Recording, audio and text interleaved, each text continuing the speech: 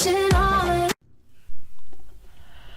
how's it going guys? Slade here, and I'm going to be teaching you guys how to counter rush.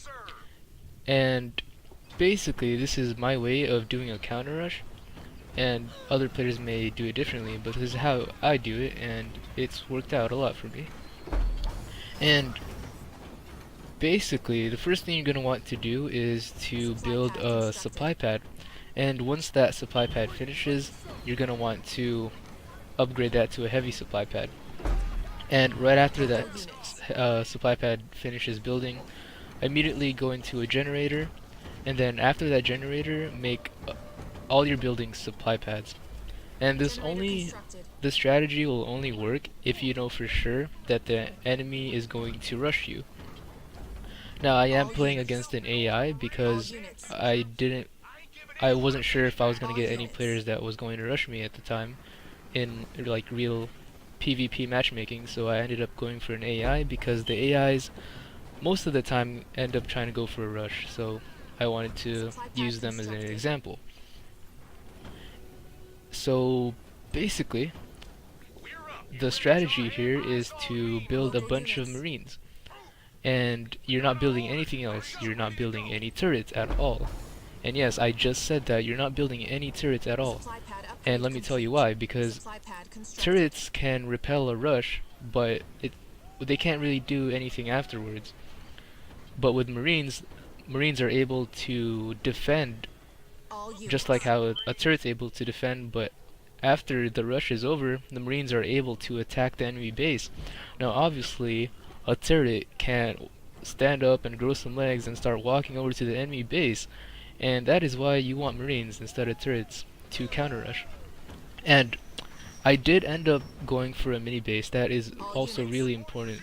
You're gonna need another building that generates marines, and that's why you need to get another mini base. It's really important. That way you're making marines twice as fast. And I do end up making another supply pad on that mini base later on. Okay, so once you have the energy for it, immediately go for the advanced generator. Don't go for the grenade upgrade, because you don't really need that right now. What you need is to keep making marines, and if your base is if your main base is focusing on doing a research, then it's not generating marines, and you want to be constantly generating marines to match the enemy's rush population. So go for the advanced generator first. And so basically the game plan here is to wait for the enemy to rush, and rushes generally take place during the 3 to 5 minute mark. And like I said, not building any turrets, just continuing to build marines here. And the only time I really spent my energy is for the advanced generator, and later on go for after the advanced generator, you should have enough to go for the grenade upgrade. It's really important that you get the grenade upgrade before you actually attack his enemy base. So as I mentioned earlier, we're gonna wait for his guys to show up here. We're gonna wait for the rush to actually happen, and if he's not scouting you, then this will work for sure. But if he does, he might change it up a bit. He might send in a scout, and he might see your marines, and he's gonna be like, oh no, my rush isn't gonna work, so I'm just not gonna rush at all. If that does happen, you're gonna want to send your marines to the enemy base right away, if you notice that he did end up scouting you. So here's the actual fight. He's sending in his ghosts, and it's important to keep in mind whether they have any upgrades on them. You can usually tell if it's by a ghost, if they have that shield upgrade, so you know for sure that they spent energy on that ghost upgrade, and they most likely will not have a level 2 once you go to their base. So there, I knew for sure I was going to win this fight, so I ended up getting the grenade ability upgrade, and I don't think it takes a while, but there you go, he sent in some ghosts. And before, it's really important that you get the, I keep stressing this, but it's really important that you get that grenade ability before you go for the enemy base, because the grenades really melt the buildings that the enemy is building. And they can take down any sort of turrets that they might have. And I could have went for these energy nodes here, but like I said, the goal is to not give them any breathing room. And that's basically what I'm doing. I'm continuing to push here because I know for sure he spent a lot of resources on those ghosts, and he shouldn't have anything really to fight off my marines.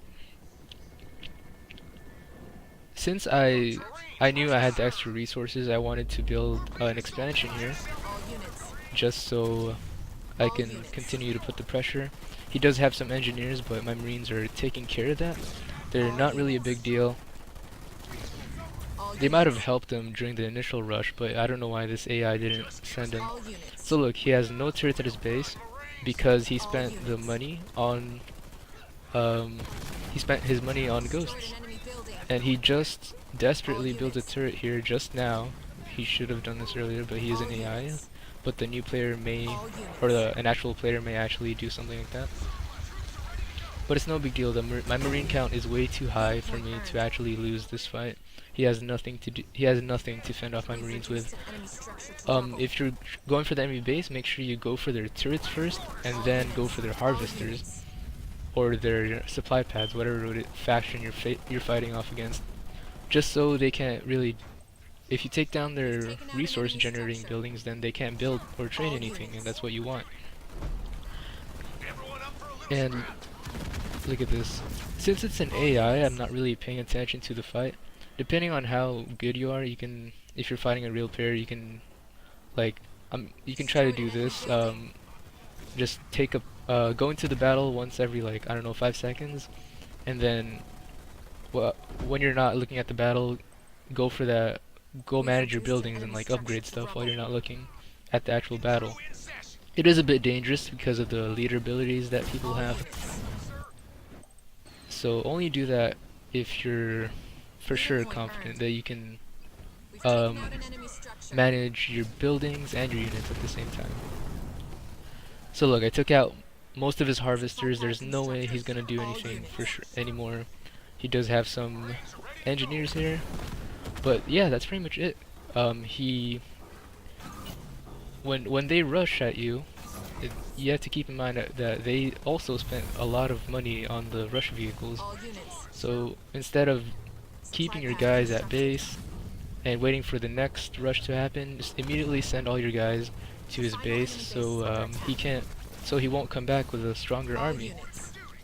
And I'm just gonna summarize the steps. You're gonna want to focus on building supply pads, one generator, go for the advanced generator, go for a mini base. Once that advanced generator finishes, go for the grenade upgrade just before you go attack his enemy base. And it's important that you're constantly making marines. Like, if you're not making marines, you're not doing what you're supposed to be doing. So yeah, just like that, you can repel rushes like that easily. Don't build any turrets at all. And like I said earlier, this is my way of counter rushing. If you guys liked it, feel free to hit that subscribe button, and I'll see you guys in the next video. Peace out.